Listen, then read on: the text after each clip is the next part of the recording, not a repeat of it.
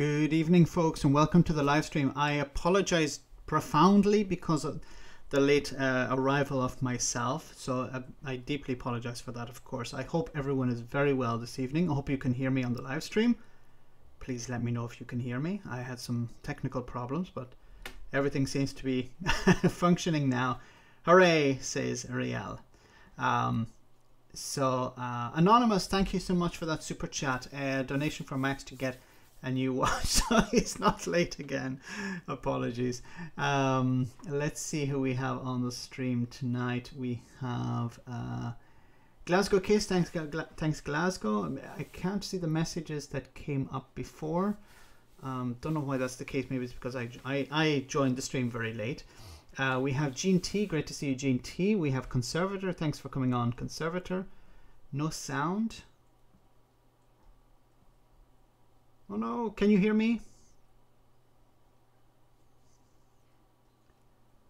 Did the hamsters escape? Evening all. Please let me know if you can hear me on the chat. The sound might be a little bit low, but you should be able to hear me. Damn it, Max, I was watching a video. Can you hear me? Yes, we can hear you. Fantastic. Okay, just kidding. Okay, great. Sorry about that. Okay, so we have a Gail, great to have you on. A Scottish £100 notes in a bag, very nice. Great to see you. Archangel, great to see you. Conservator, I said hello already. Franatica once again, great to see you. We have Scott's dog, great to see you. What, no Max? Well, at least I haven't missed anything. I'm Mr. Glass Half Full tonight. We have KN, great to see you. Inconsequential, great to see you. Trekkie Techie, I should say, great to see you. We have Killer, great to have you on, Killer. Red Star, okay, we're up to 130 viewers. Oh, apologies everyone who's just jumped on. I had some problems tonight. We have, let me see, we have Joe Green, Cavan Lad, great to see you once again, Cavan Lad. James, Kerr Lindsay, great to have you on, Care. James. We have Andrew, great to see you, Andrew. I'm missing some of the people. Grinning from Amsterdam, Jorg. Diagit, Max, great. Diagit, and also to you, Cavan Lad. We have Aoife, great to see you, Aoife. Lulu's Corner, once again, great to see you. Haven't seen you in a while. We have BM, great to see you. Daniel Slack, great to have you on. Valerio, thank you so much for that super chat. Do you think in summer the UK will reopen the gates? I think it all depends on the vaccine. If we can get the vaccine rolled out to the entire country, but I think we also have to remember that we probably won't be able to return to some sort of normality this year. Even if we vaccinate almost everyone, there will still be a requirement, I think, to maintain social distancing to protect those who haven't received the vaccine. So thanks for that super chat, Valerio. But I think we're going to still see restrictions in place for the foreseeable future. Now, Boris Johnson is trying to encourage people, well, I don't want to say encourage people to book holidays, but he's trying to keep people upbeat about the summer.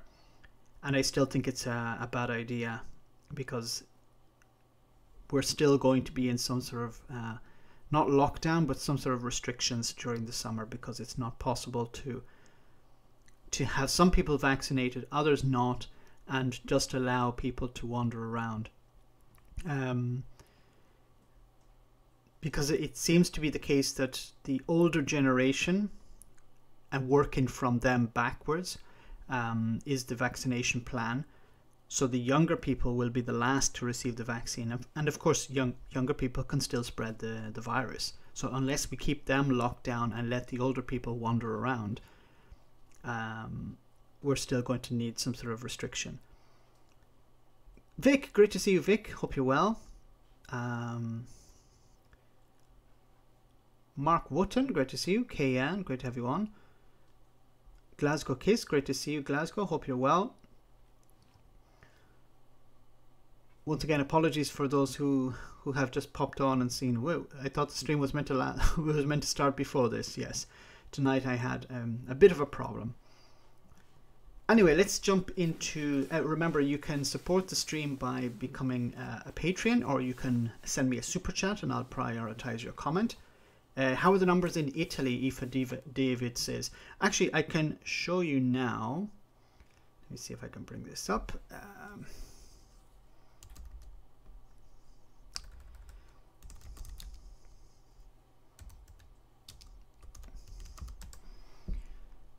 We should be able to see here cases. Now this is let me see. Yeah, here on the right. No, that's Texas, United States. Why is it bringing up Texas? I want to see Italy.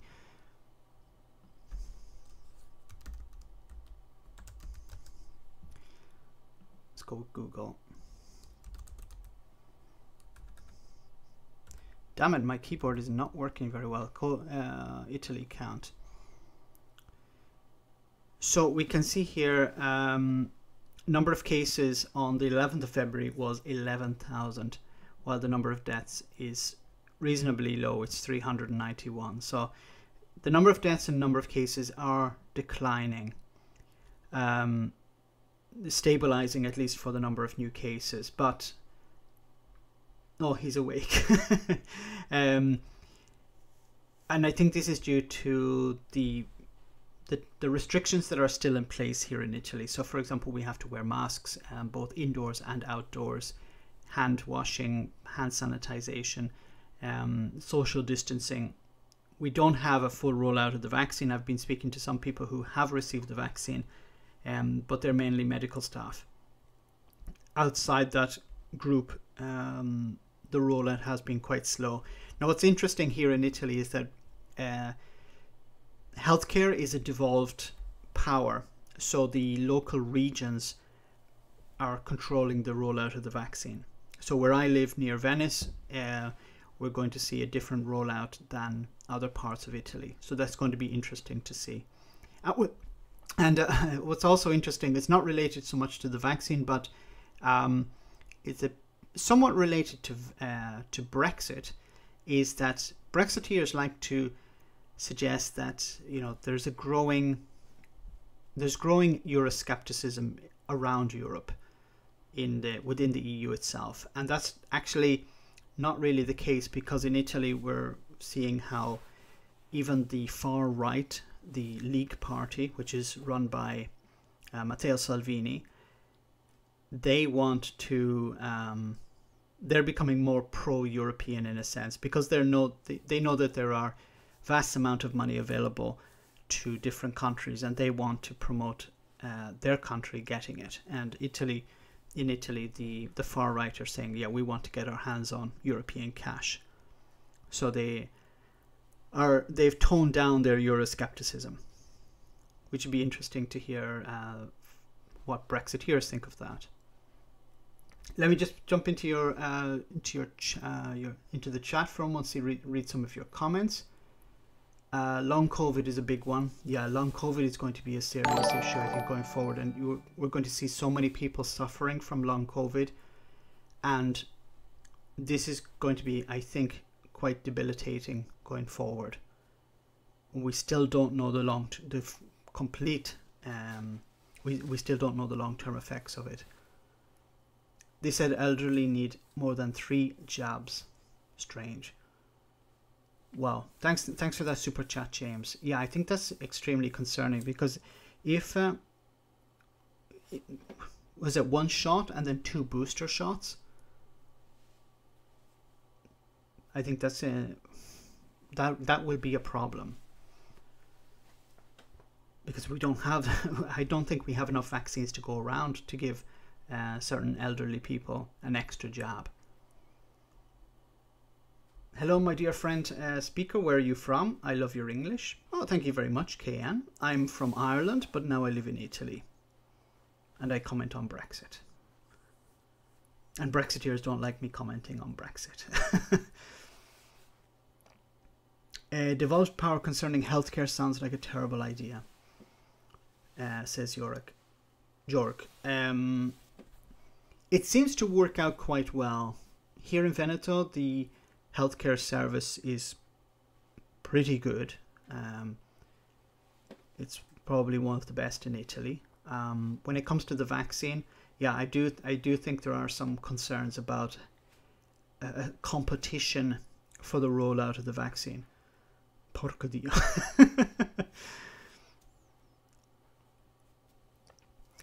So I think it cuts both ways. If the healthcare system is pretty good, they should be able to roll out something pretty well. But if the region has healthcare issues, issues with healthcare, then I think it's going to be a problem rolling out the vaccine there. Ciao from Firenze. Great to have you on, Apri Life. Hope you're well. It doesn't work in Texas or Alabama. Devolution of power is never a bad idea. Brexiteers don't like Brexit. No, Brexiteers seem to have changed their mind somewhat on Brexit. Okay, let's jump into this first article. So it says this is some good news. Finally, we have some good news surrounding the pandemic. It says here coronavirus R numbers fall below 1 in UK for the first time since July. So the reproduction rate estimated to be between 0.7 and 0.9 suggest epidemic is shrinking. So this is some good news. I think once again, the lockdown, the restrictions are working.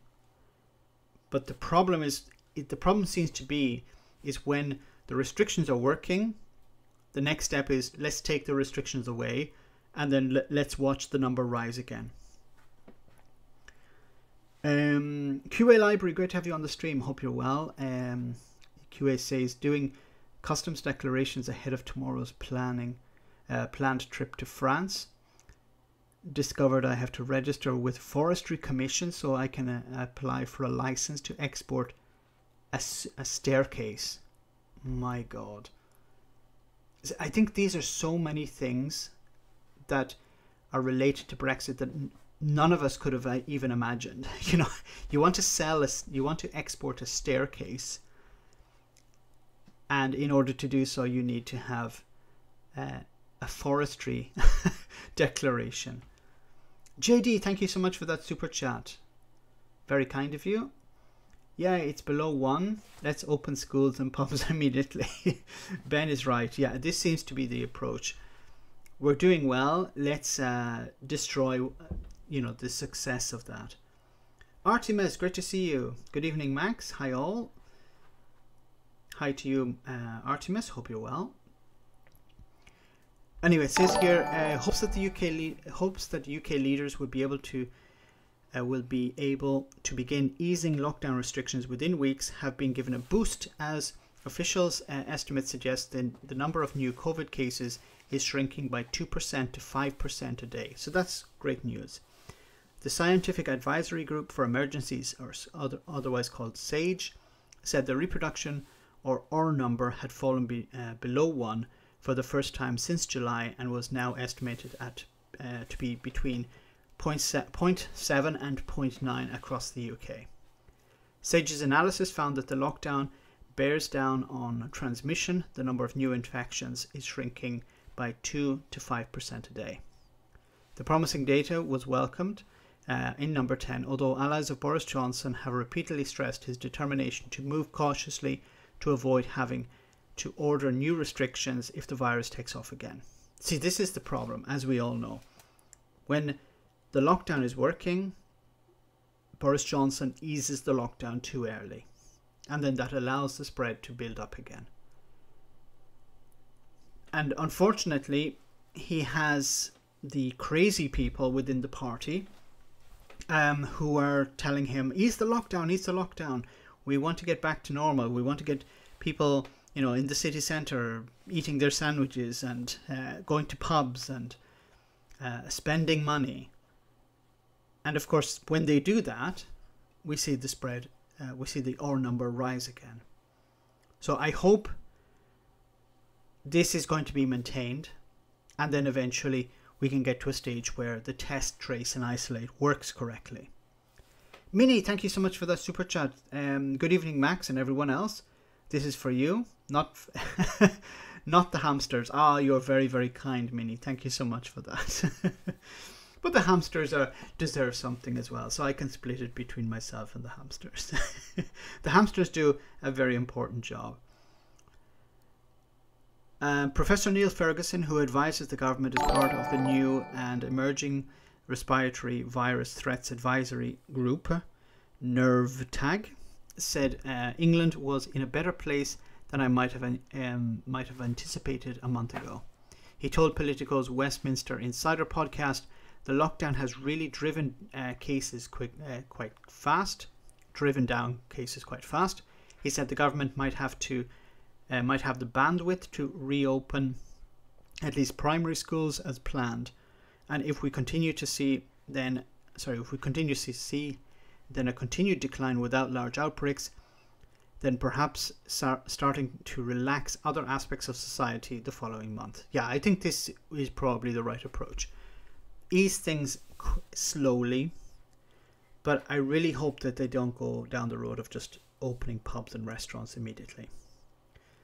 Johnson said earlier this week that he could not yet be sure of the impact of the mass vaccination program on infections and deaths, but he hoped it would be clearer in the coming days. Non-essential shops are expected to follow schools in being allowed to open, and hospitality after that, with hopes that pubs and restaurants could be welcoming customers again in by May.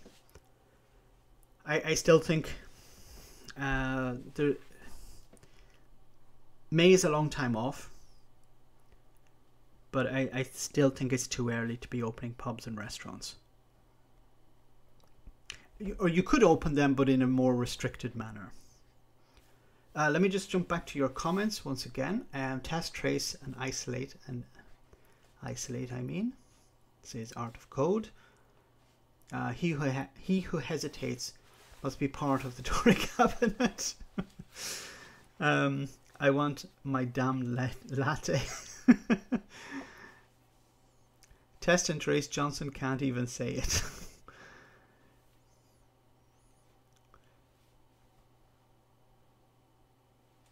Sir Lord Walker Charlie says it's dangerous when the public health is what public health is doing. Charles Walker is a lunatic. Will the people in the UK keep confidence in the Conservatives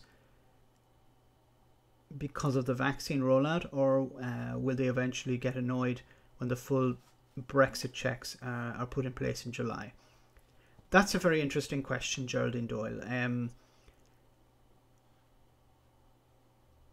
I think Boris Johnson is riding the wave of the vaccine at the moment, and he's hoping that that will last for a long time. I think people are, let me see, I think if he can maintain that, momentum, it can override some of the problems of Brexit. Because you have to remember that Brexit is affecting businesses, it's affecting fishermen, it's affecting both large and small businesses at the moment, but it's not really affecting the general public. And the general public want to get back to some sort of normality. And if Boris Johnson can promise them that normality through the vaccine, and the vaccine is continually rolled out, and he's able to give something in return. So here's the vaccine, we're also going to open up this part of the economy. I think it will hide some of the problems of Brexit, and he will get away with it. If you look at the polling at the moment, the Conservatives are beating the Labour Party. How is that possible? Over 115,000 people have died on Boris Johnson's watch. You know, turn back the clock and we remember when Boris Johnson said, you just take it on the chin, or he was going around shaking hands with people in hospital. And the public are still happy with, 40% of the public are happy with Boris Johnson's dealing of the pandemic. Think he's doing a good job. Some people think, he's doing his best. And if that's the case, then I think whatever happens with Brexit will be swept under the carpet. I presume the government is double vaccinated by now. Yes, the members of the government have received their vaccine. I'm pretty sure of that. And Boris Johnson's father has received his two jabs. Now, that's because he's in an age group that requires it, but there are people who are in the same age group who have not received the 2 jabs. 110,000 dead, but hey, we got some people vaccinated. That's the way it's going to be. So you always have to remember the end story. People remember the last story, the end story. And the end story would be the vaccinations. Look how many people we vaccinated. It won't be, look at how many people have died. So if the media continually push the idea of, look how many people have been vaccinated, Boris Johnson talks about how many people have been vaccinated. Boris Johnson has never answered any questions about how many people have died. I think the opposition should put pressure on him over that. Yeah, Conservatives are beating Labour in the polls. I think going forward, the Labour Party need to form a coalition with the Liberal Democrats, the Greens and the SNP. Of course, the SNP want to form an independent Scotland, but at the moment there needs to be a progressive pact in order to keep the Conservatives out.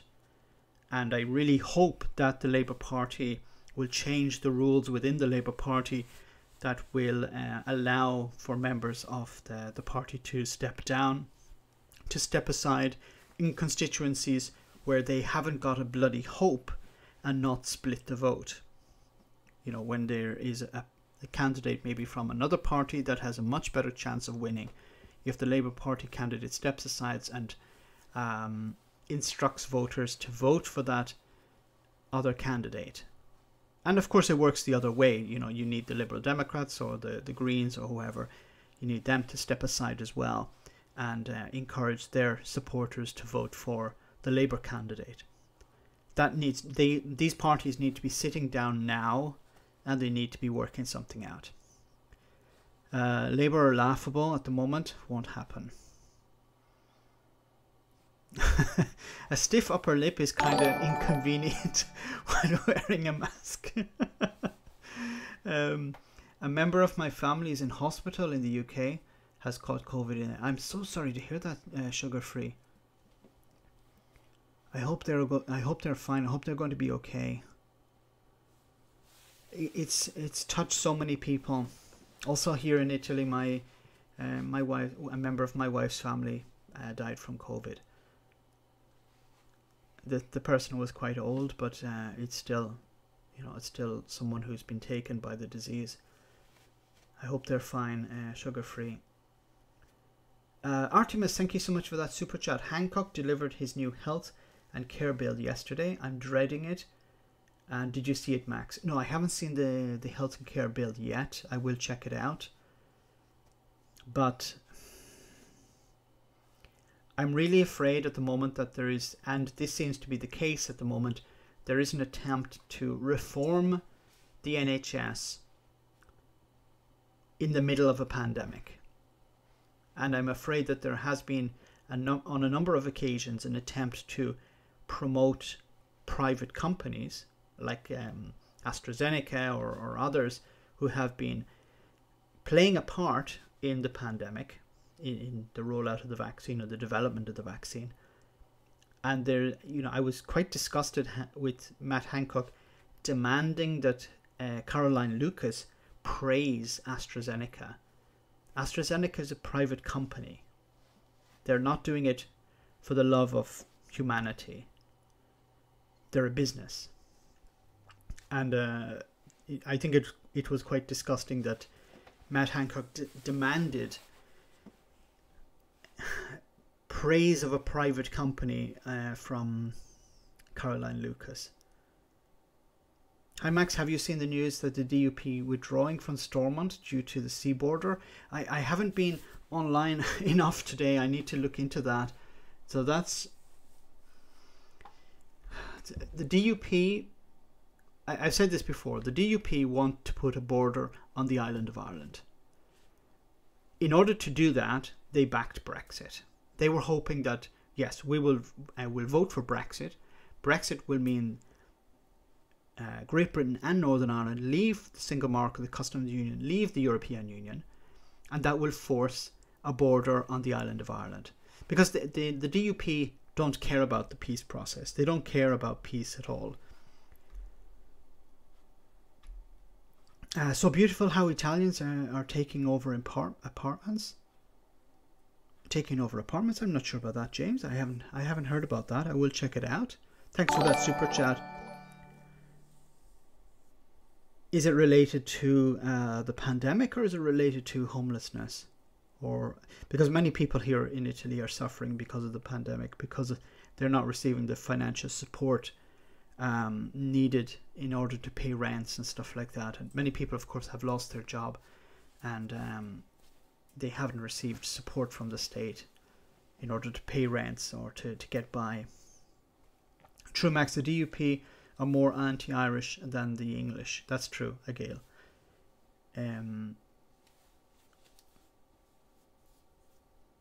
QA Library says, having worked in Stormont, DUP been saying that about every week they're going to leave the chamber. Yeah, so maybe it doesn't mean anything. Parli italiano? Un po'. It's me. It's me, Mario. Because I love the name. It's me, Mario. But the DUP want to put a hard border on the island of Ireland. They believed that by voting for Brexit they would get that. But they were putting their trust in Boris Johnson. They were putting their trust in the Conservative Party. And, you know, you would think they would have been around the block long enough to understand that you don't put your trust in the Conservative Party or Boris Johnson.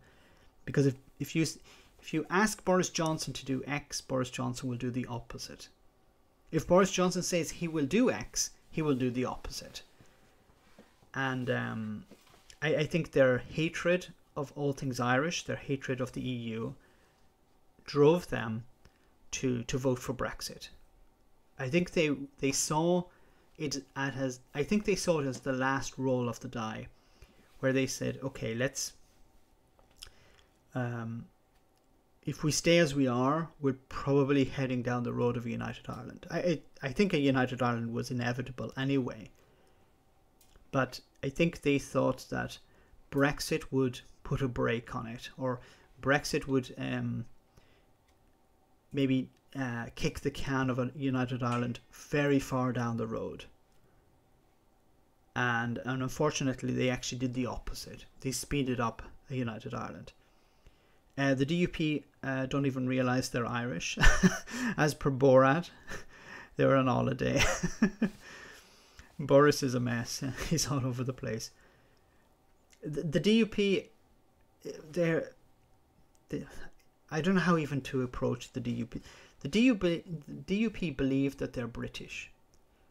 But you will not find anything similar to the DUP's mentality on the mainland. It's what they call the mainland, as on the rest of the UK, on the island of the island of the UK, of Great Britain, I should say. There aren't people like that in England or in Scotland or in Wales. You may find some little Englanders who are a bit like that, but they don't march around wearing orange sashes, or they don't have the same sort of mentality as the DUP have. The DUP consider themselves British, but the British don't consider them British in a sense. They actually consider them Irish, Northern Irish, but anyway, I want to move on. This is the next story here is about Priti Patel. Isn't Priti Patel a wonderful person? So Priti Patel hits out at dreadful Black Lives Matter protests. So the UK Home Secretary says she disagreed with last year's protests as well as taking the knee.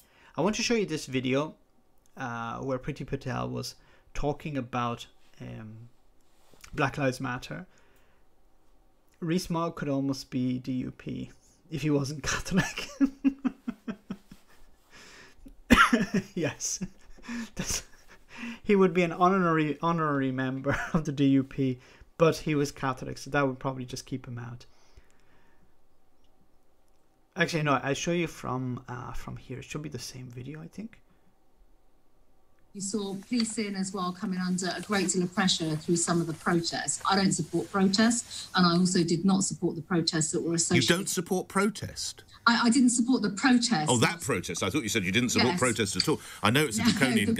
No, she doesn't support protests at all.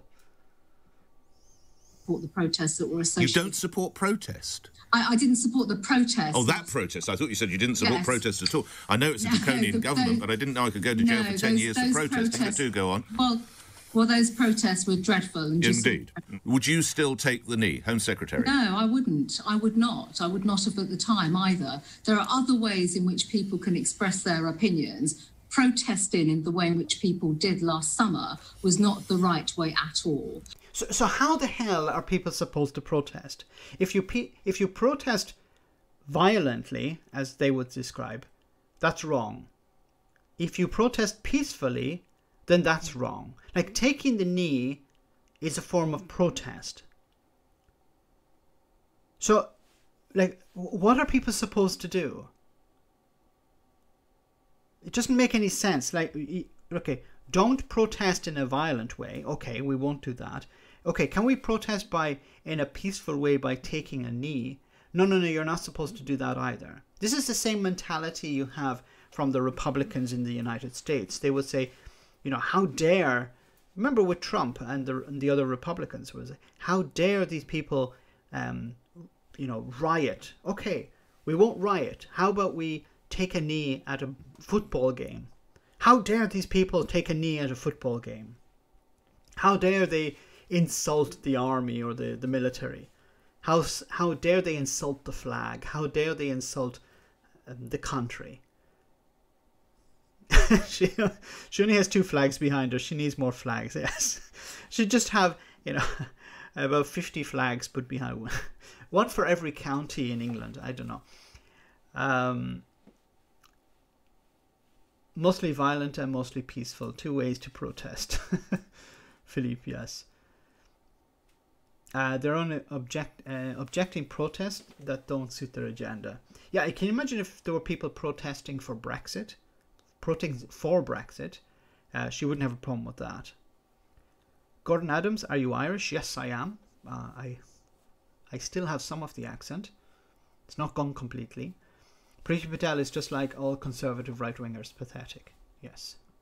And I also think, you know, we saw statues being brought down, mass dialogue, well, not quite mass dialogue, but some councils making, quite frankly, a stance around statues and street names. There are other ways in which those discussions can take place. And also... like, what way? So, regarding one of the statues, people demanded that the council take down the statue, put it in a museum, and the council ignored those requests. So people said, okay, if you're not going to listen to us, then we'll take the action into our own hands. And the response from the right is, how dare these people pull down these statues? All the right wants you to do is to look at the image. They don't want you to understand the bigger picture. They don't want you to understand why people felt the need to pull down the statue themselves.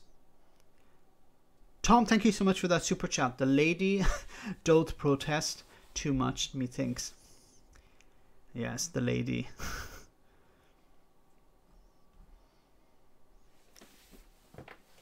Councils did things peacefully.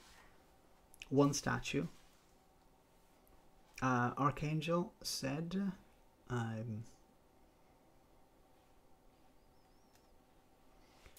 it has become a compulsory corporate PR gesture now. Are you talking about the flags, or are you talking about complaining about the protests? But about the flags, yeah, you notice this is something that has really taken off in the last few months, really. Actually, you could almost say it's taken off just before Brexit kicked in. Every politician, even non-politicians, will have a flag. Well, I'm thinking of getting my own flag. I'm trying to think of what flag I should get, and I'm going to put it behind me if I do a live stream. I don't normally show my face for the live streams, but maybe if I do, I'll put some sort of flag behind me. You know, to be in fashion. So, quite frankly, I didn't support that attempt to rewrite history. I felt that was wrong. And you didn't agree with taking the knee per se, at all? No. You don't have to, but you could. Why can't you say something like, okay, I don't agree with taking the knee, but I respect people who do. I respect their right to protest. Anyway, it goes on to say the Home Secretary, Priti Patel, has described the Black Lives Matter protest that swept the UK last year as dreadful, and said she did not agree with the gesture of taking the knee. The protests, in which the demonstrations took place in more than 260 towns and cities in June and July, were the largest anti-racism protests in Britain for decades. They were sparked by the deaths of George Floyd while in custody of police in Minneapolis. Outrage grew at the fate, and we know what happened there. As part of the demonstrations in the UK, statues of slave traders, including that of Edward Colston in Bristol, were toppled, and memorials to Winston Churchill in central London were vandalised with the words "is a racist." There has since been a public reckoning of Britain's slavery and colonial past. Earlier this year, the Guardian investigation really revealed that scores of tributes to slave traders, colonialists, and racists have been taken down, or were to be removed across the UK, with hundreds of others under review by local authorities and institutions. I've said before, these statues should be placed in a museum. A statue is not a representation of history. It's the glorification of an individual from history.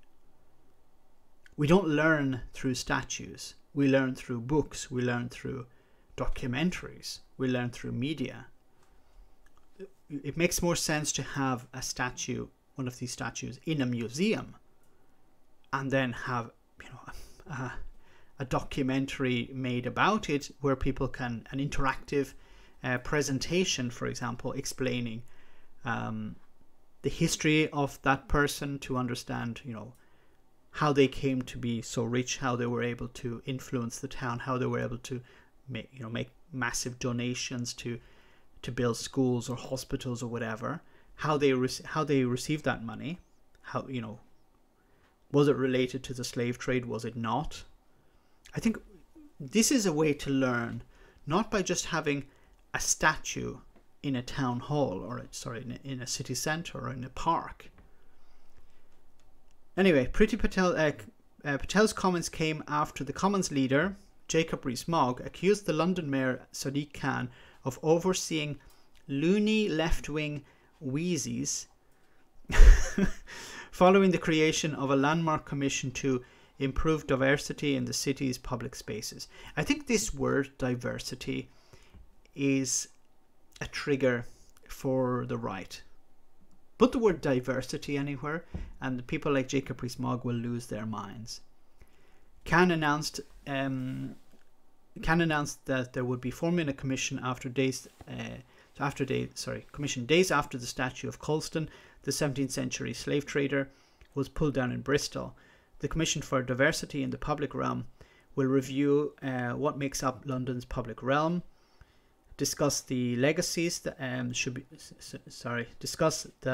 what legacies should be celebrated, and make a series of recommendations that will help to establish best practice, the London Mayor's office said.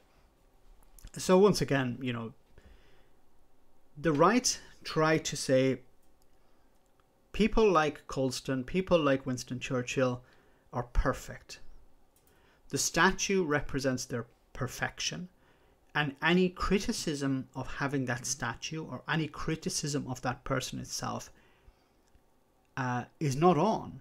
You can't criticize Winston Churchill. You can't criticize Cecil Rhodes.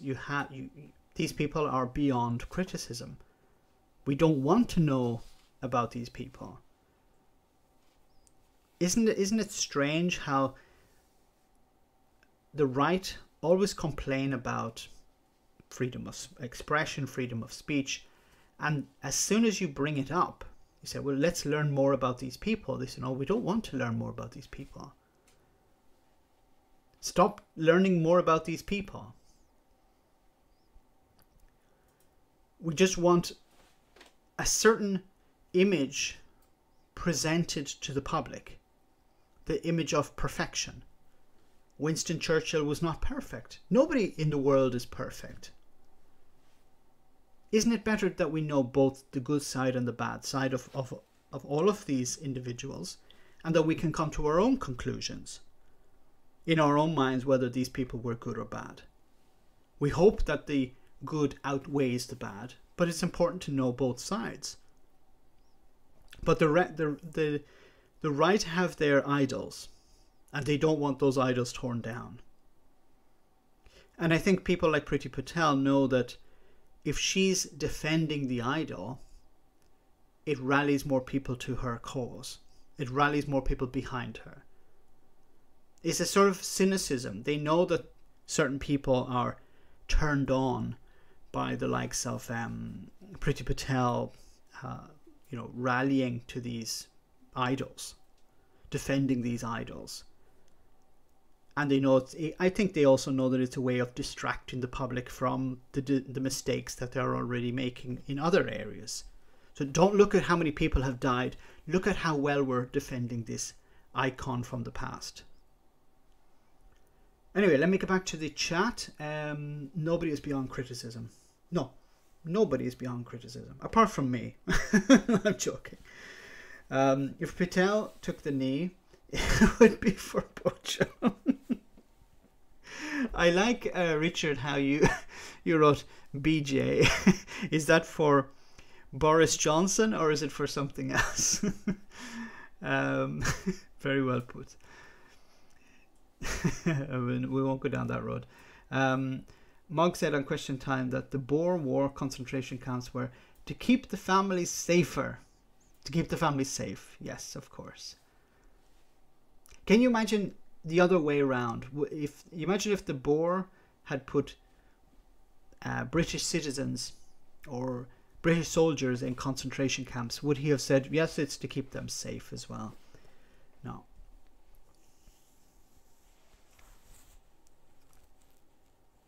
Just ask an Aussie or Kiwi about Churchill's involvement in Gallipoli campaign. You will get a different answer. That's important. You know, we have this view of Churchill as this perfect leader. And I think it's important to look at his past, look at what happened before World War II, look at World War I. How did he, what things did he do? What were his decisions? Of course, he's not... now you guys are getting really in on the Priti Patel. Excuse me. James, thank you so much for that super chat. All gains come from some suffering. I couldn't agree more. Someone has to suffer for someone else to gain. In the same way, you could apply this also to Brexit. Somebody has to suffer from Brexit in order for Nigel Farage to gain. Derek says Patel kneeling BJ, and BJ is not the image I needed. To be fair, Churchill resigned after Gallipoli. Imagine if German ministers said that Auschwitz was a holiday camp. Well, not a minister. There have been some Germans who have said it, but yes, it's pretty much the same thing. I know some people would be very upset with comparing Jacob Rees-Mogg to a fascist, but that's where we're at.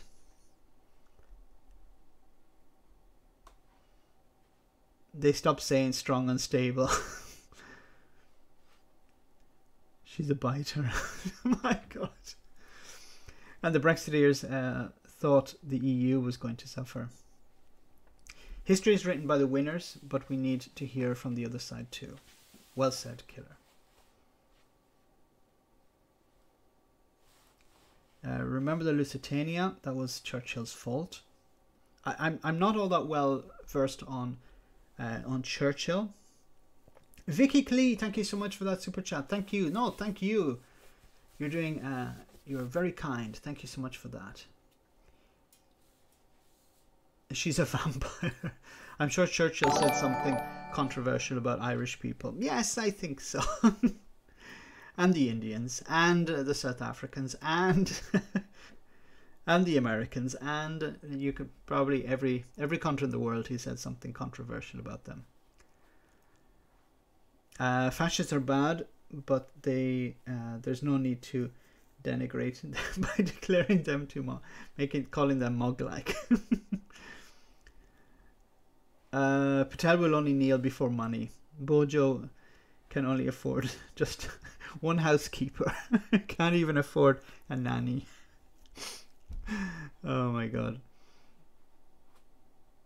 Also, the British were the first to use chemical weapons in Persia before the First World War. She's a biter. Shh, don't tell Boris. Oh my God, those are horrible images you're cooking up now. Okay, let's move on. I want to show you this. Well, no, I have it here. So it says here, this is from Sky News. It says that the economy is facing its biggest slump since 1709. That's unbelievable. So let's see this report from Sky News. Well, breaking news now, and in the last few moments, the Office for National Statistics has published GDP figures for the fourth quarter of last year. Well, let's speak now to our economics and data editor, Ed Conway. What can you tell us, Ed? Well, Gillian, these numbers have literally just come out, so at the moment I just have the overall figure, which is a 1% growth in the final quarter of last year. Now, that's actually a little bit better than expected. Bear in mind that a lot of people thought because of that second lockdown in much of the country during that period that you might have seen a contraction, which would in turn potentially lead to a double-dip recession. Well, that hasn't happened. It's 1% growth. And when you look at the total year as a whole, I think that we're talking about around 9.9, so around 10% of a fall in GDP last year. I'm going to have to kind of go back into the spreadsheets and work out when the last time that was as bad. I think that might be a little bit less bad than we saw in the 1920s. I mean, a lot of people... It's not as bad as the 1920s. So that's good, yes? At the time, we're talking about how this was going to be the worst recession since the 18th century, the early period of the 18th century, in terms of the total fall over 2020. Well, now we have those preliminary numbers. It may not be quite as bad as that, but as I say, the figures have just dropped, so we're going to have a look at them over the course of the next hour or so. We'll also be talking to the Chancellor, Rishi Sunak, about his reaction to those numbers and indeed to the state of the economy now. Because in a way, I think the issue with this is what we're doing right now, and obviously he's in the process of preparing for a budget. What we're doing right now is looking at numbers that are quite historic. They're numbers that cover the final 3 months of last year. And during that period, obviously, there was this lockdown in much of the country. You have to also remember that Rishi Sunak is a Brexiteer. So anything Rishi Sunak is going to say going forward about the budget, or how well we're going to have to all tighten our belts, and we're going to have to cut borrowing, we're going to have to cut spending, we have to, he's not going to say the A word, austerity, but it's going to be about, well, we spent all this money on this pandemic, We've given so much money to Priti Patel, to Dido Harding, and we don't know where it's gone, so we're going to have to make some cuts. This is typical of the Tories. They're not going to increase taxes on their friends, the billionaires. This is about cutting costs, cutting services. Now, I think they'll try to be clever and cut services strategically. So they will say, okay, let's cut services that are, I don't know, councils, for example. Let's cut funding to councils and support for councils, especially ones that are in labour areas. I don't know how they would work that out, but I don't see them supporting the poor in general. But then they can't go too far because there's a risk that they would lose many, a lot of support that they picked up in the past. And I think the Labour Party need to reinforce this in their messaging. Look at what the Tories are doing. Look at the services they've taken away. They've thrown the poor under a bus. They've thrown the working class to the wolves. And I think they need to mention austerity. Even if Rishi Sunak is saying it's not austerity, I think the Labour Party need to call it austerity. Tell people what it is. But it wasn't as severe as the lockdown that we're facing around most of the UK at the moment. And so the expectation is the quarter we're in at the moment, so the period we're in right now, I suppose the question is whether he's going to do anything more like that. Are there going to be stimulus measures like Eat Out to help out? They're going to get the economy going again. Perhaps you'd have thought he wouldn't do that again. But as I... Please don't do that again. That was a disaster because it helped spread the pandemic. Saying this quarter we're in right now, this period we're in at the moment, almost every economist thinks that we're going to see a contraction.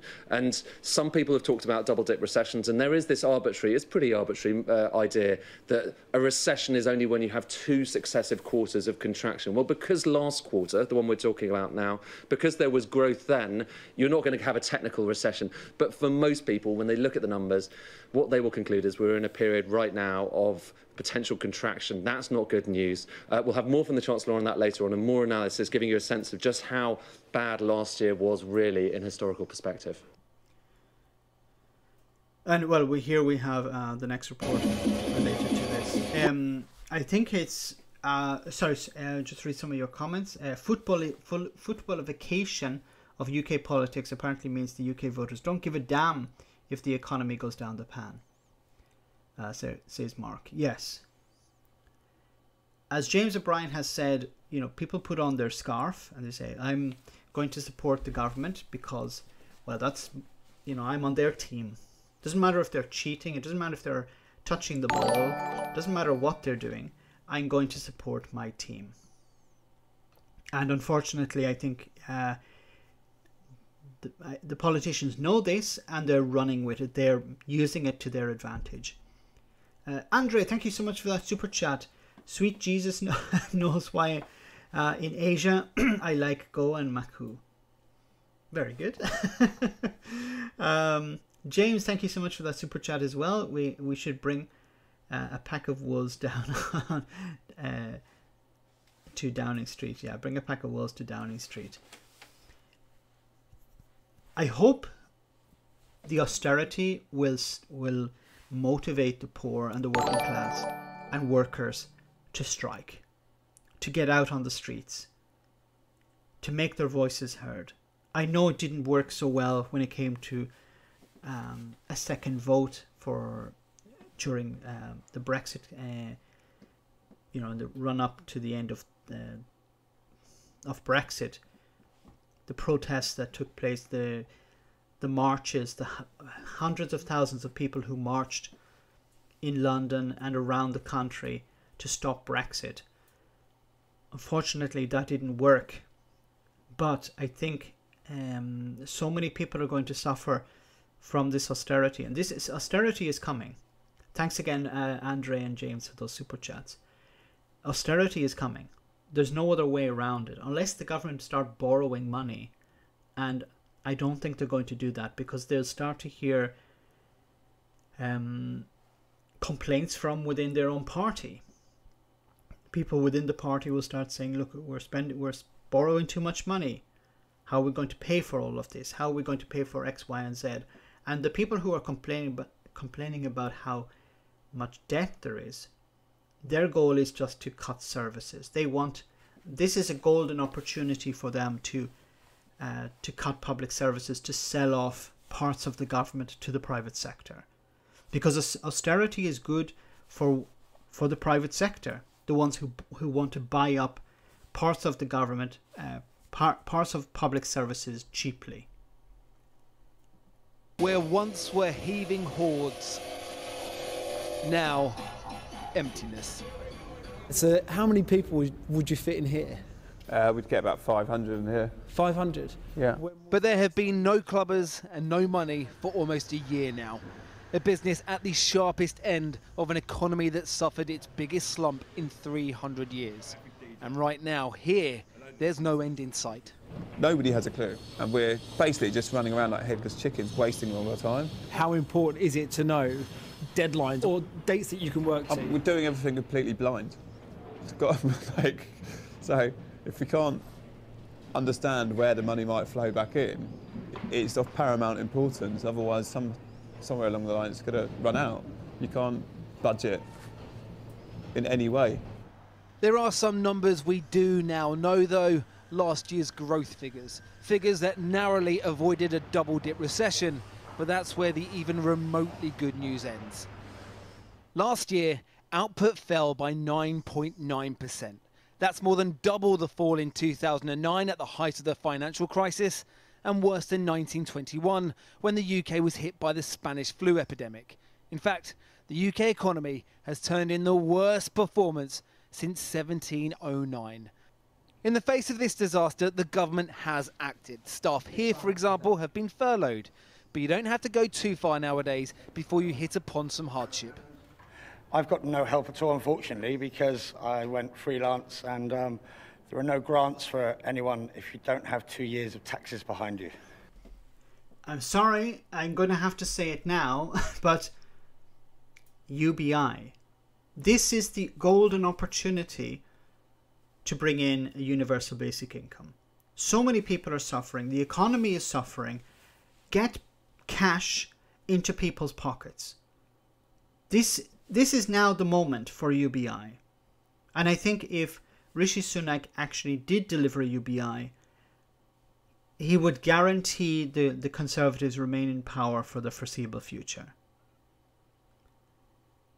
I don't understand what's holding him back. Because this, really, yes, you would have to borrow money to pay for it, but you would be handing cash to people. People would be going out and spending it.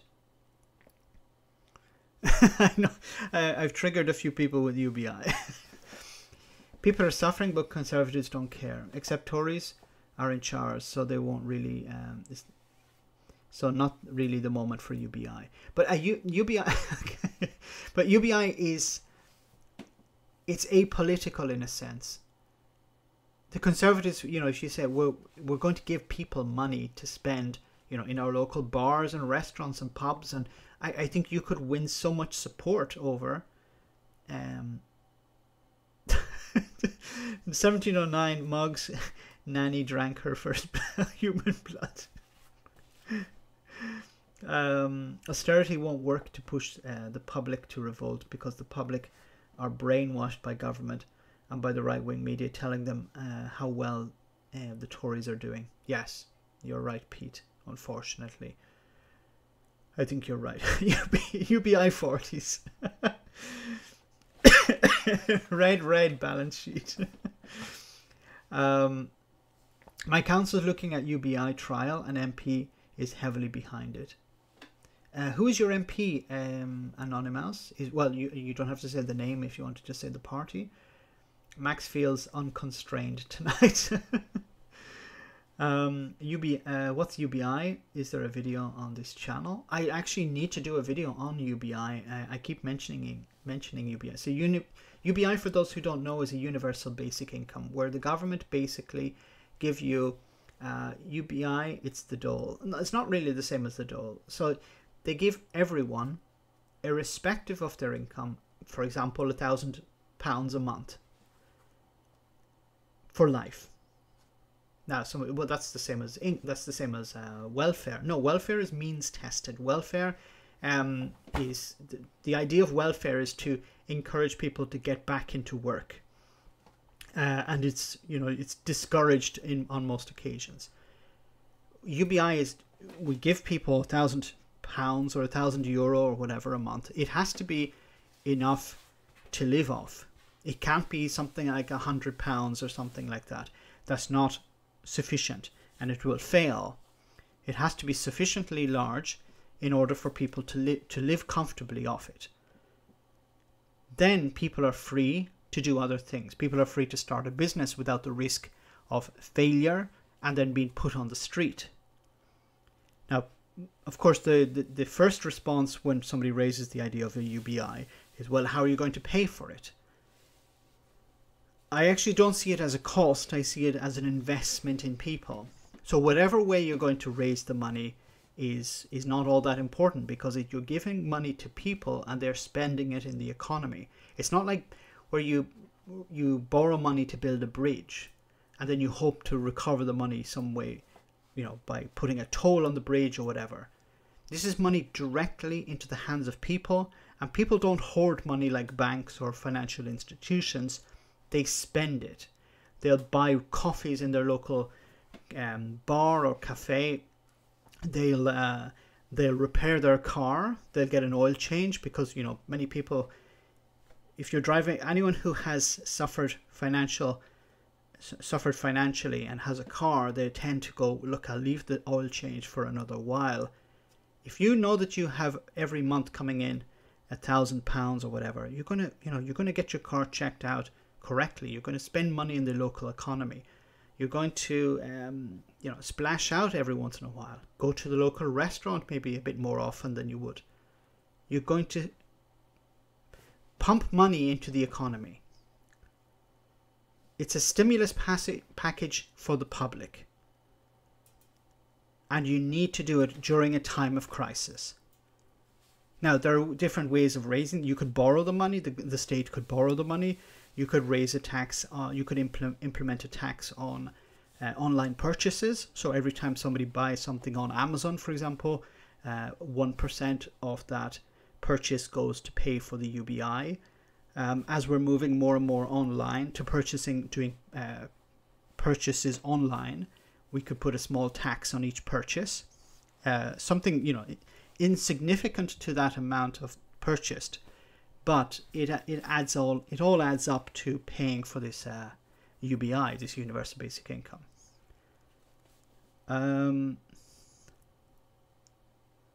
UBI equals straight round the local rub-a-dub.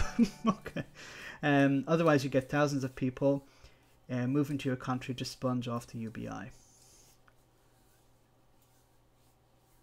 Mogg would never be normal. Has UBI ever been trialed on the world? If so, has it worked? Yes and no. So the problem with many of the trials is that one problem with the UBI trials, I didn't actually mean to talk about UBI all night here, but one of the problems with UBI is that when it's trialed, the amount given to people is too small. So some trials, for example, there was a trial carried out recently in South Korea where they gave people a type of credit card where they could only spend it in the local economy, in the local community, and it was about $200 per month. But that's not that's not sufficient for people to say, okay, I could maybe start a business, because if the business fails, I can still survive. Many people would like to start businesses, but they're afraid to start a business because they have to invest time and effort into that, and money, of course. And there's always the risk that if the business fails, what do I do? I end up living under a bridge or something. So imagine if you said, look, I can start a business, but if it fails, I'll still be getting £1,000 a month. You're more likely to take risks. You're more likely to, try and start something. And if it fails, you can try something else. And if that fails, you can try something else. Not everyone has, a rich parent who can hand over £50,000 or €50,000 to help them out. Glasgow, thank you so much for that super chat. How can we have a UBI if everyone just spends universal credit on drugs and prostitutes? All right. For those who don't know, who are not familiar with the sarcasm that's related to politicians, Tory MPs actually, who said that poor people or people on universal credit, if they got more, they just spend it on crack and prostitutes. But maybe it's because Tory MPs are very experienced in spending money on crack and prostitutes. Tax the rich even more. That's another way of dealing with it, yes. But there are many different ways that the revenue could be raised. Now we're talking about a significant amount of money. But once again, we have to stop looking at giving money to people as a cost and giving money to banks and financial institutions as investment. Because remember, whenever the politicians say, well, how much is this going to cost? They never ask that question when it's about, we need to bail out this financial institution. We need to go to war. Politicians or also the media will never ask the politicians or the government, how much, how is this going to be paid for, or how much is it going to cost? When it comes to investing in people, raising welfare, for example, or increasing public services, the question is always, how are we going to pay for it? How much is it going to cost? So anytime if you're speaking to a politician and you raise an issue where it's about investing in people, and their response to you is, well, it costs a lot of money, you should respond by, well, whenever we go to war, or whenever we're going to hand over cash to a private company or to some other entity, the bank, for example, to bail them out, you never raised the issue of cost. Bohemian Rhapsody. Socialism for the rich, capitalism for the poor. Well said, Martin. A crack tax have to be measured. Anyway, but about at what age would UBI start? You could have it as when people become adults, so probably 18. And it would also, for example, if it's for your entire life, you could do away with pensions, old age pensions. You could do away with the old age pension because it would be replaced with by the UBI. Also, forms of welfare. Many people don't like to be on welfare because there's a certain stigma connected to it. UBI would eliminate that stigma because everyone would be receiving it. Now, I know many people will say, well, what's the point in giving Bill Gates or Jeff Bezos £1,000 or €1,000 a month? That's irrelevant, because as soon as you have to start deciding who receives it and who doesn't, then you need a bureaucracy, and then it increases the cost, and you actually take away the universal aspect of it. Yes, many millionaires will get £1,000 a month, but that's a small cost to pay in order to avoid the bureaucracy required in order to decide who receives it and who doesn't. And also, these people, £1,000 a month, some of them may give it away to charity because they don't need it. But some rich people will get it and they don't need it is not an argument against UBI. Now, somebody had asked in the chat, has it been tested? Yes, it has. And it hasn't worked because it wasn't done correctly. Because the amount of money given was too small. And of course, the other problem is that it wasn't done universally. It has to be done over, in an entire state. in the entire country, not in a village somewhere in the mountains. It has to be done in the entire country, because it's no longer universal if it's done in a small village. It's probably not a terrible way to test it, but it's not a real test of it. Because the people, and it's also in many cases is done on a temporary basis. So we're going to do a UBI for 6 months.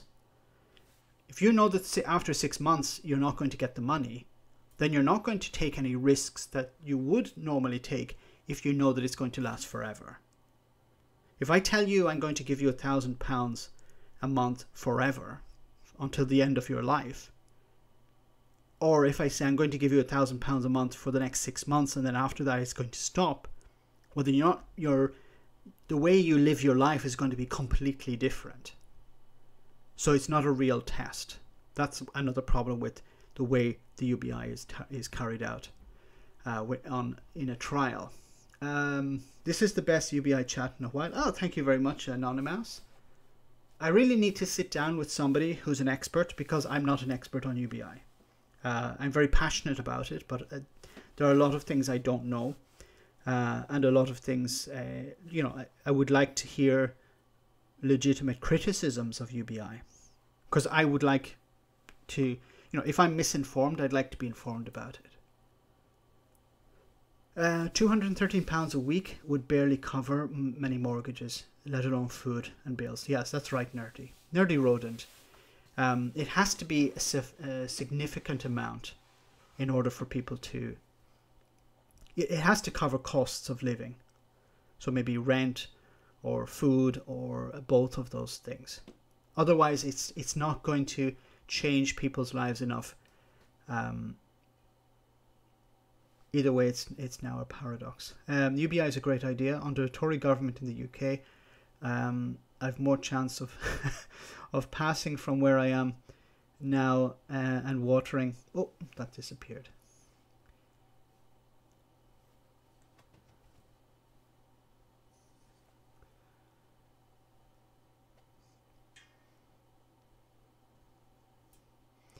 Should have a Patreon topic chat about UBI on the agenda. Yes, we need to talk about UBI again in the future. I'd like to bring in somebody who's an expert on UBI to talk about it. I'd like somebody to, to answer questions, and present a legitimate criticism of it as well. UBI is a scam. It's inflation disguised as kindness. I don't agree with that, because yes, there may be certain inflation, but it's going to be spread out. It's not like we're giving people £1 million or something like that. I don't think, if the local cafe, okay, charges £1 for a coffee, and there's the UBI tomorrow, I don't see them charging £2 for a coffee. Because if they charge £2 for a coffee, and a bar down the road says, look, if I can get more people in with £1.50 a coffee, I'm going to do that, then people will go to the one where it's charged £1.50. Yes, there will be some inflation, I agree, but I think it's going to be cancelled out by the UBI itself. And also, the government can adjust it if there's inflation, adjust the UBI to the inflation itself. So the UBI increases every year in line with inflation. Graham Hughes, yes. I don't know if Graham is an expert on it, but it'd be interesting to speak to somebody who has been involved in its rollout or its test somewhere around the world. All the UBI money would be spent each month stimulating the economy. Richard J. Murphy would be worth getting hold of. I'll reach out to Richard. I'm pretty sure he'd come on the stream.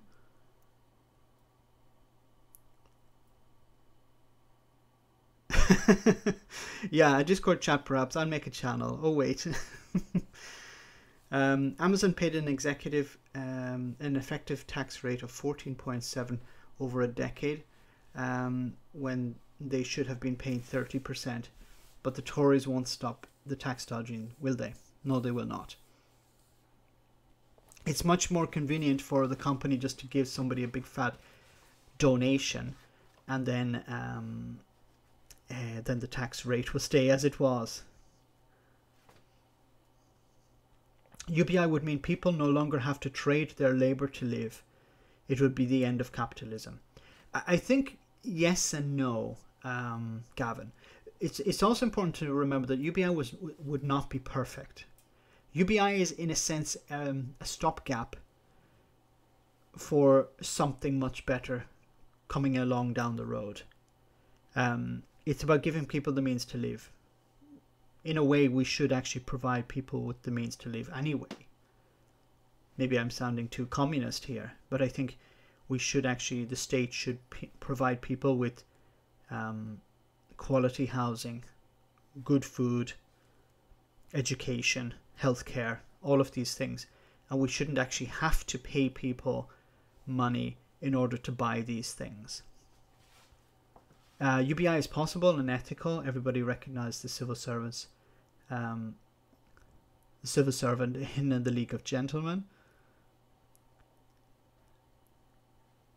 And where is the £1,000 a month coming from? Well, John, it would come from either a tax. For example, it could be a transaction tax. So every time you buy something on Amazon, there could be a percentage of that going to, excuse me, a percentage of that could be going to the state. We could raise taxes on the billionaires. We could close tax loopholes. There are many different ways we could raise money. But I think we should stop thinking about how much it's going to cost, because it's not a cost. It's an investment in people. Because we still, unfortunately, we have this idea that the state has a fixed amount of money. No, the state can invent money. They can raise money. If they want to spend money on something, they can spend money on something. Look at the pandemic.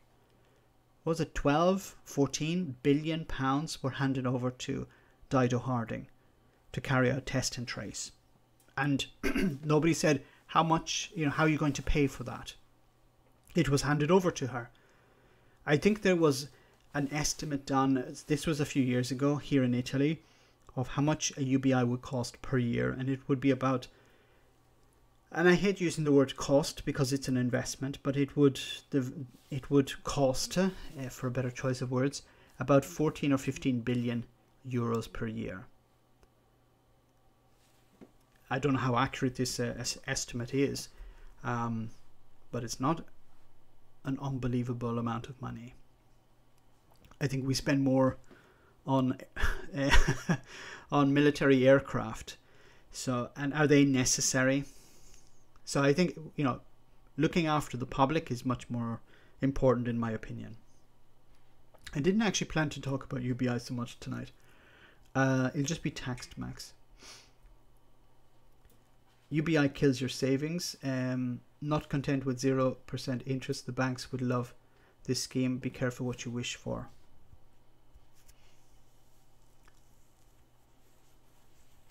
I'm not sure about that. Like I'm once again, I'm not an expert on UBI. I'm just 12 billion pounds for test and trace, and it doesn't even work. Yes. I'm not saying it would be the end of capitalism is a bad thing. I just think a lot of people are underestimating how much is at stake for the rich and powerful. It's just not about the upfront cost. Extra money for the pandemic are financed through the national debt. It will be paid back. Yes. It won't work until the replicators like Star Trek, and then everyone will have a fixed supply of them. Yes. We just need to start developing replicators. 3D printers are a step towards replicators. UBI is an efficient means of redistribution, as it has no admin overhead. the aim is just to reduce the gap between the rich and poor, and it's the benefits the economy overall. Yes, I think that's a very important point about UBI, is that you just send people the money. All you need is a very, very basic level of administration. People use people's, I don't know, social security number in the US, or here in Italy we have our fiscal code, some type of, you just need to create a number for each individual. It's linked to a bank account. A bank account could be a requirement. And that's it. Every month, £1,000 is sent to this bank account. You know, it could be something, a very basic amount of administration, check that the person is still alive, or that they have reached the criteria necessary. But I think after that, the administrative cost would be extremely low, because the more you add to it, like means testing, checking if this person has the income or whatever necessary to receive this amount of money, I think it creates more and more overheads, and it eliminates the benefits of the UBI itself. We shouldn't means test it. When you start means testing something, it's no longer feasible.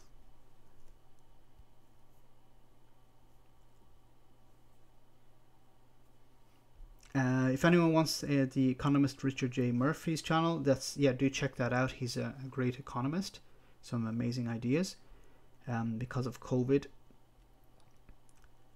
Anyway, let's move on. I will return to UBI, I promise, at another time, but I think it is something that we need to look at. So what have you been living off then? I am relying on donations of food from people and going to food banks. I didn't even... The next step, UBI would eliminate food banks. It would eliminate food banks immediately, because there would be no need for food banks. I know this would be extremely depressing for Jacob Rees-Mogg, but if you give people £1,000 a month, they don't need to go to a food bank. If a food bank exists, and I've said this before, a food bank exists because the government has not done its job. No food bank should ever exist. If people can't survive on universal credit or on welfare, then there's a problem with universal credit or welfare. And if people have to go to a food bank in order to survive, then it means that the government system is not working. And why is it not working? Why isn't it fixed? Why does this man have to go to a food bank? Like, what is the answer? Do you think if politicians had to go to food banks would exist? Do you think if Jacob Rees-Mogg discovered, oh, I'm sorry, Jacob, there was an accounting problem and Parliament aren't able to pay your salary this month. Of course, he has other money. He wouldn't have to do that. But imagine, for the sake of argument, Jacob Rees-Mogg's entire income is just from the House of Commons. And, you know, for a few months we said, oh, I'm sorry, Jacob, we can't pay you. We have some accounting problem. And he had to go to a food bank. Do you think he would put pressure on the government to fix that? Once again, if you're not experiencing the problem, you don't care about the problem. How can politicians be expected to fix the problem if they have no understanding of the problem? Glasgow Kiss, thank you so much for that super chat. The status quo doesn't work. Wealth inequality is at the highest ever. Doing nothing solves nothing. No one against UBI gives an alternative. They just say UBI is no good. Well said. Agree 100%. The critics will say it doesn't work. It's going to cost too much money. Okay, but what is the alternative? Because welfare is not working. Here is an example of welfare not working. This man can't get the support he needs. So what does he do? He goes to a charity. How is that an alternative? Like, I really can't get it through my thick skull how people can be okay with this. It's like it's, oh, but this is how it has always been. Thanks again, Glasgow Kiss. Like, how is this okay? I really can't get it through my mind. If you can't survive, if the government are there to help you. If the government don't help you, then it's okay for a charity to step in and do the job of the government. It's like, because it's always been around, people say, well, that's okay. It's not okay. What is the point in us paying our taxes in order for the government to do something? It's like, imagine you pay your electricity bill, and from time to time the electricity companies just switch off the power. Would you be okay with that? But they still expect you to pay the bills. You know, for a few months they cut off the power, but they still send you a bill for that month. Would you be okay with that? Would you be okay with people saying, well, that's how it always is? We wouldn't accept that. Why should we accept it when it comes to when it comes to the job of the government? The government's job is to look after its citizens. This man has not been looked after by the government. Hyper-normalization. I agree, sugar-free. It really pisses me off because, you know, we just say, well, it's a matter of fact. Like, that's how it is. We just go along with it. And of course, the government rely on the food banks or charities to fill the gap. Under no right society should a food bank or a charity exist. I'd love for somebody to explain to me why a charity is a good thing, or a food bank is a good thing. Not in the sense that they're good because they provide a service to people, but why they should exist. That's all right. Some sectors are harder hit than others. The Nighttime Industries Association says more than 80% of clubs won't survive past the end of this month without extra help. But 80%. There are optimists out there who believe after a year of not spending, a splurge is on its way. One of them is the Bank of England's chief economist, Andy Haldane. Writing in the Daily Mail, he said, a year from now, annual growth could be in double digits and inflation back on target. The economy is poised like a coiled spring. I don't know. Of course, I'm not an economist. And that fact has been pointed out to me on numerous occasions. But people will return to spend money, of course. But I don't see people returning to pubs and restaurants like they did before. Especially as if people have been suffering for a long time, they're not just going to turn around and go, okay, now I have some money, I'm going to spend it as quickly as I can.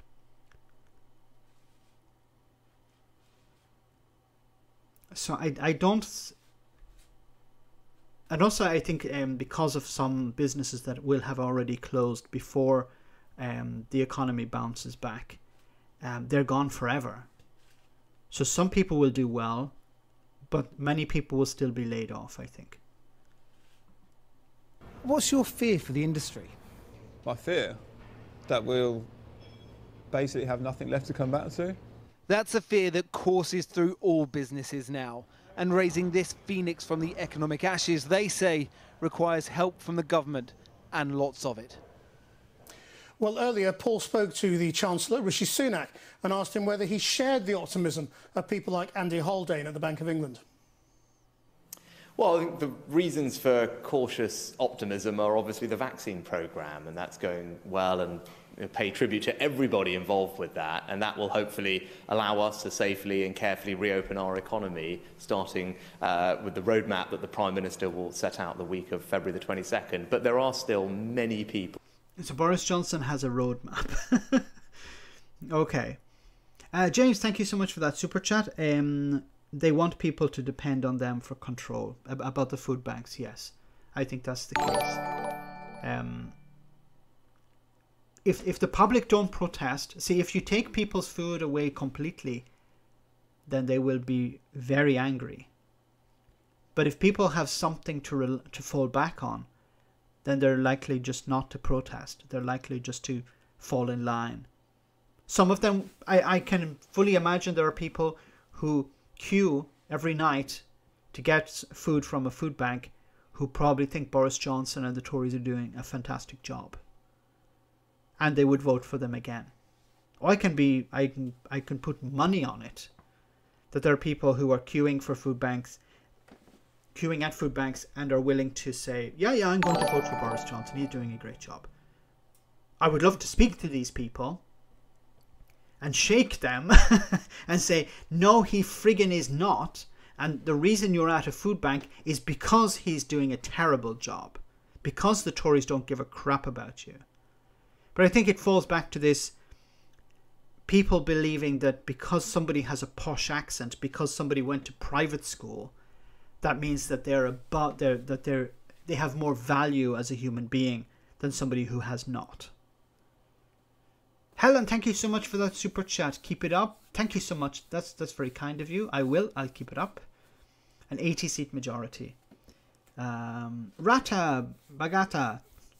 Ciao. Hope you're well. A jackass one. Max, any government... Philippe, thank you so much for that super chat. Max, any government cannot be trusted to look after its citizens. Governments are made of venerable people who want votes, money and power. I think yes and no. Thanks again for that super chat. I think it's generally true, but I think there are governments that do actually look after their citizens. I think I'm not an expert on what's happening in New Zealand, but I would point to New Zealand as a country that does seem to be one that does care about the people who live there. And I know there are some people, perhaps even on the stream tonight, who are from New Zealand who can correct me if I'm wrong, but no government is going to be perfect, but it should be working towards eliminating the need for food banks. You know, if a food bank exists, it means the government is not doing its job, and anyone worth their salt working within the government should look at food banks and say, look, the reason food banks exist is because we have messed up somewhere. Panem e circenses, sorry, in Latin, yes. Bread and circuses. Keep the public distracted, of course. But my neighbours think the Tories can do no wrong. Not that they've ever done jack for them. Seamstress. Yeah, I really don't get it. Once again, I think it comes back to this footballism, this footballification. I prefer old Zealand to the new one. I'm sorry, but explaining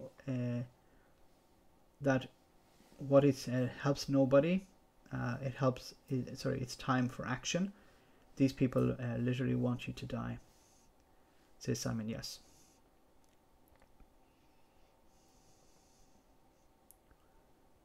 Why would they? Okay, let's continue. People who have either already lost their jobs or are experiencing hardship at the moment, both families and businesses. That's why we've put comprehensive support in place to help all of those people, and we will set out the next stage of our economic response to coronavirus at our budget in early March.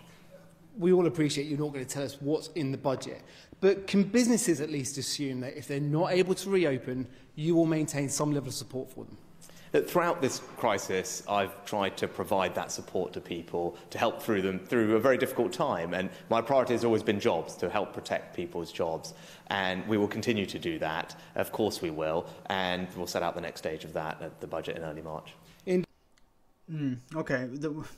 Boris Johnson has said he's going to put his arms around the poor. Arms around business. Okay. The flag shagger.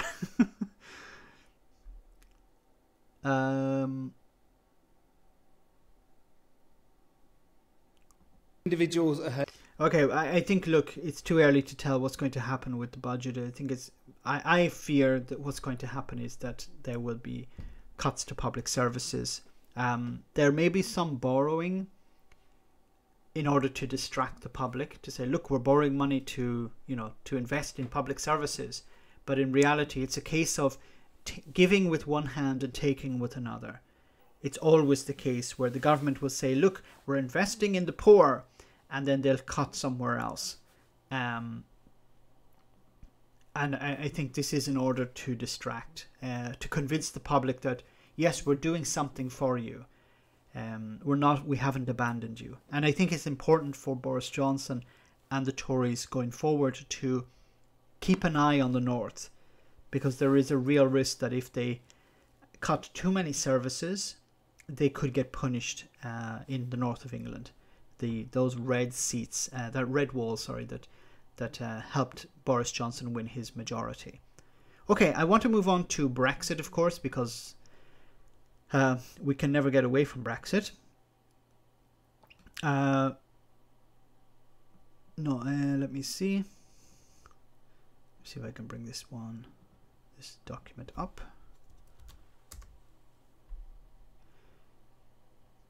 So this is from The Independent. Hopefully you guys can see it on the screen. Yes. It says, Brexit News Live, DUP demands freedom from Northern Ireland Protocol as trade deal to wipe £45 billion from UK economy. So Priti Patel attacks Black Lives Matter protests as dreadful, while Cabinet Office Minister Michael Gove and EU Commission Vice President Maros Šefčovič has pledged their commitment to proper implementation of the protocol in Northern Ireland, following frank talks. Sorry, it should be frank talks in London. The officials are expected to hold a virtual meeting with Northern Irish business leaders next week in a bid to find workable solutions to Brexit disruption. However, the DUP leader Arlene Foster has said Northern Ireland must be freed from the protocol and have unfettered trade. It comes as the EU is suggesting that the Brexit trade deal, an alignment hailed as fantastic by Boris Johnson, will cost the UK economy £45 billion over 2 years. We know it's going to cost a lot of money, but £45 billion. I don't think that's really news to anyone. Of course, where else is some of this money going? Well, I think this is not exactly news to most people as well. Amsterdam overtakes London as Europe's top share trading centre. Now, I've been speaking to some people in the Netherlands, and they have said that it is not really big news at the moment in the Netherlands, but it is not. It's not a benefit of Brexit. Once again, these Brexit dividends we've been waiting for a long time, and they're, maybe they're stuck in the post or something. They're stuck in a lorry. The benefits of Brexit are stuck in a lorry at Dover. Amsterdam has overtaken London as Europe's largest share trading centre, and experts say the symbolic blow could be followed by London, by the city losing jobs as well as more business owing to Brexit. The Dutch capital, which was previously the 6th largest exchange centre in Europe, saw average daily trading surge from €2.6 billion, 2.3 billion pounds to £9.2 billion in January, as exchanges shifted order books abroad after Brexit. So it moved from 2 billion to 9 billion. It pushed London into second place, with average daily trading halved from 17.5 billion to 8 billion last month. So there's something wrong with my computer. It keeps opening documents. Okay. According to the data released by the CBOE exchange, under European rules that predate Brexit, EU shares traded in euros must be traded on EU exchanges or in countries with special equivalence status. After Britain failed to gain equivalence with the EU or strike a comprehensive trade deal covering financial services, exchange operators such as CBOE and Turquoise had to move their order books abroad by January 2021. Yay! So we're looking at a move of 2 billion to 9 billion just for the Netherlands, and a loss to the City of London of 17 to just 8 billion. This is money that's lost to the economy. This is money that could be used to pay for a friggin' UBI. But it's gone, thanks to Brexit. But of course, this is not going to be big news. Nigel Farage currently is talking about bluefin tuna fish. How the savior to the fishing industry is fishing tuna. And once again, no mention of how it's going to be sold, where it's going to be sold, but that, you know, this is the silver lining of Brexit. I don't know if you guys had seen that video. I may do a response to it. Once again, another cost of Brexit, but it keeps coming. There is more. Brexit cost will be 4 times greater for the UK than EU, Brussels forecasts. Departure to cost EU 0.5% of GDP, but UK's 2.25% by the end of 2022, according to official figures, official estimates since deal was agreed. It just keeps getting worse and worse. Of course, nobody ever said that Brexit would be good for the EU. It's good for some countries, it's good for some industries in the EU, but generally it's not good. It's not what the EU wanted. And definitely not good for the UK either. But this is what we all projected. This is all, you know, we all knew this was going to happen. And Brexiteers responded by saying this is all Project Fear. It's not going to happen. The UK is going to be a success after Brexit. They said even when the vote had come in, they said things would start to improve. Things got worse. They said, wait till we leave the EU, then things will get better. We're no longer a member.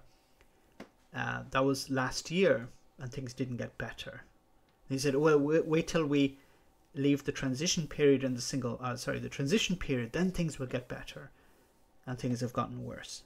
So at what stage will things get better? Well, if you listen to Jacob Rees-Mogg, things will get better by about 2050. So you just have to wait another 30 years. I think it was 30 years. It was either 30 years or 50 years. So when Jacob Rees-Mogg is probably not around anymore, things will be much better because of Brexit. So Jacob Rees-Mogg's great-grandparents or his grandchildren, great-grandchildren, or maybe his grandchildren, will be benefiting from Brexit. I guess that's maybe what he was hoping all along. Let me read some of your comments, guys. UBI pays for itself. Yes, Michael Rosenzweig said, and I agree, it pays for itself. It's money that's it's reinvesting in the economy. It's giving people money and they spend it in the economy. What's wrong with that? We generally try to do that, but in a more indirect way anyway. Like if I'm giving people welfare, that's the same thing. But in order to deliver the welfare, there's a huge cost involved, the bureaucracy involved. That's not efficient. What the hell is happening with my computer? Okay.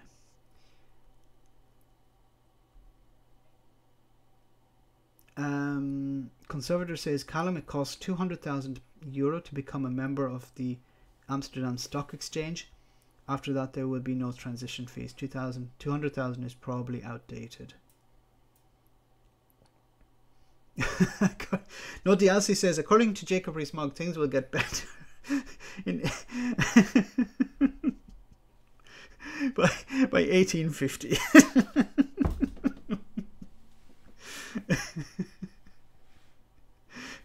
So just about a little bit longer to go. But yeah, just wait until 1850. Any year now.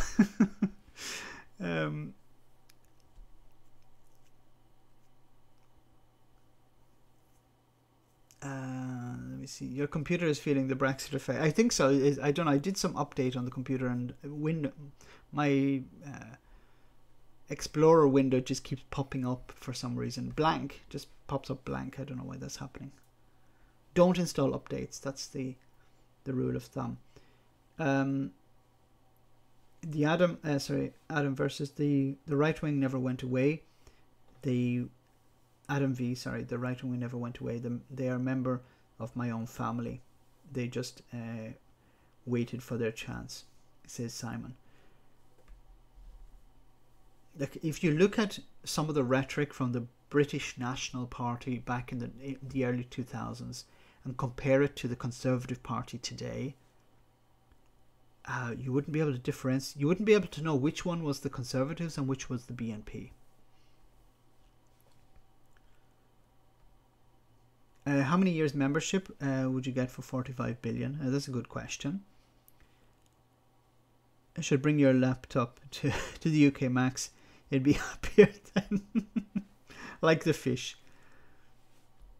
Well, I fuck you very much, GK. Hey, calm down now in the chat. Jacob Rees-Mogg would probably... would have a fantastic job as a court jester under Queen Victoria. He's just like he's trying to be in the current Parliament, except he's not being hired for that right now. Well said, Marcus. The cover-up of Brexit has to be a high crime. I agree, James. Brexit is being covered by the media. You know, something that really annoys me is you'll have these right-wing think tanks being invited onto the BBC to talk about, you know, Brexit and how great the UK will be after Brexit, and how this is all just a bump in the road and all of this type of crap. And, you know, all you hear is think tank and maybe the name, and that's it.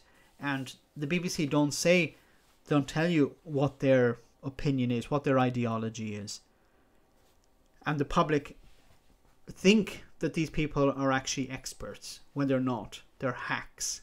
And I exposed one some time ago. Brexit is an economic year zero for the UK. Something that I think is going to be extremely concerning is how there's so much damage being done. The economy is suffering so greatly that as soon as there are any sign of a green shoot, any sign of, you know, the economy has increased 1% or something, people will say this is a success.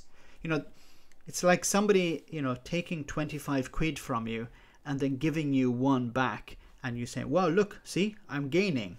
And that's the way it's going to be pumped in the media. That's the way it's going to be presented. They're not going to talk about the losses. They're just going to talk about the gains. And of course, the gains will not make up. In the same way that the trade deals are being presented as gains, as successes, when nobody's mentioning how much trade has been lost by leaving the single market. Nigel Farage was complaining that he couldn't send the refugees back because of Brexit. Nigel Farage, once again, how the hell are people still listening to Nigel Farage? Why the hell are they listening to Nigel Farage? Why are people listening to the crap that he continues to pump out?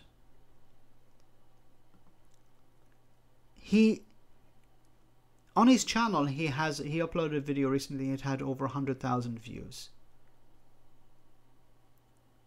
He was wrong.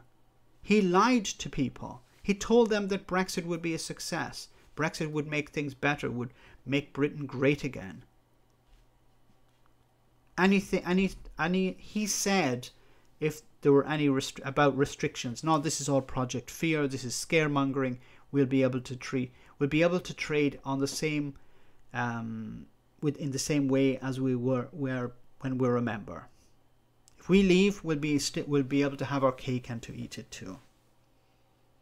And he's been proven wrong, and people are still flocking to his cause. People are still listening to what he has to say. How is it possible that somebody who was so wrong is still being treated as an expert? Can you imagine if you went into hospital and you know, you needed to get your gallbladder removed, and the doctor removed your kidney, you know, and the doctor continually removed people's kidneys instead of their gallbladders, and you know, and you ask people, why do you keep going back to this doctor? Why is this doctor still treated with respect? Why is he considered an expert? I really don't, I don't know how people would respond to that.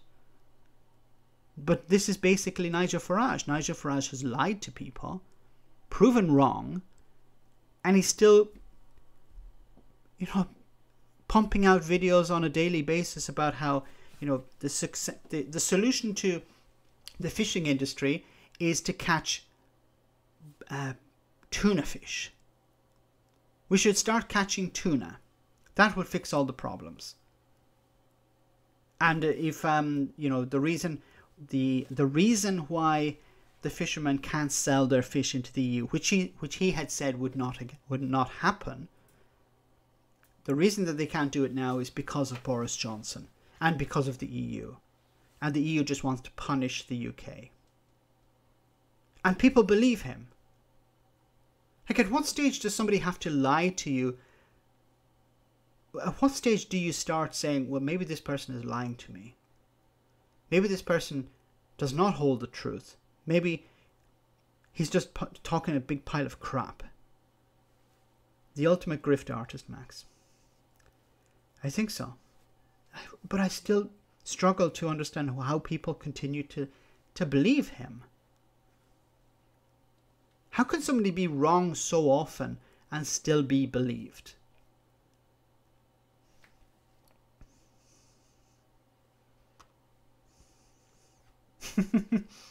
It's good old Nigel, Max. So cute with his flap hat and tweets.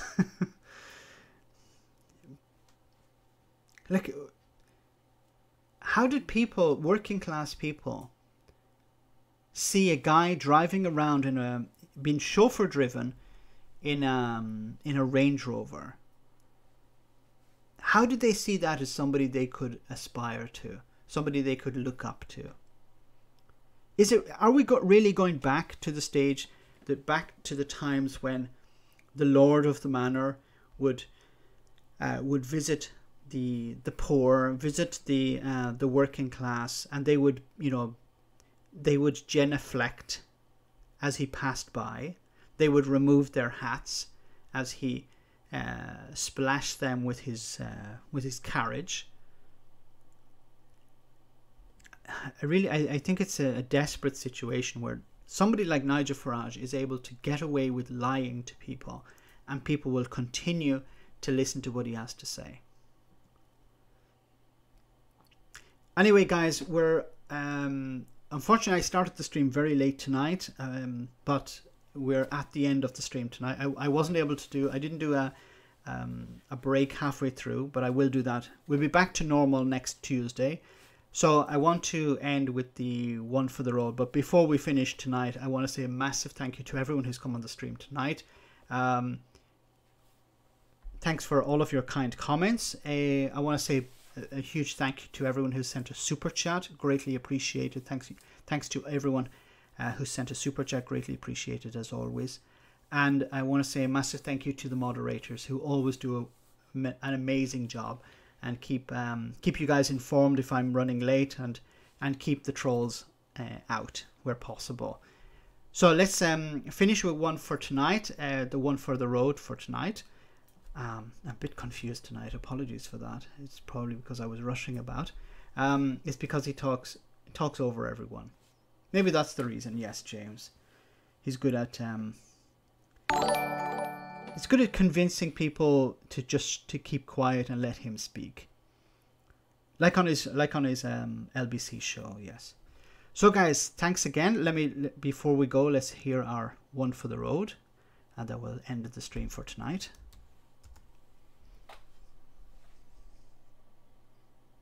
Perhaps even more divisive than Brexit has been over the years, is whether having Weetabix with baked beans is an attractive serving suggestion for a healthy meal. Are you fucking kidding me? There's 110,000 people dead and you're discussing this. Mr. Speaker, as they used to say, Weetabix are on Beetabix. Oh, ha ha ha! The haunted Victorian pencil speaks. Why don't you tell us shite about how your nanny used to cook for you? I bet you don't mention that. Though for preference for breakfast, Mr. Speaker, you will know what I like.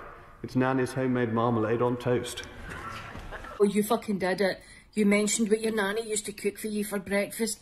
Oh, Jesus Christ, we're in the middle of a pandemic and big Rees-Mogg thinks he's in a comedy club. Nannies, oh. It's fucked.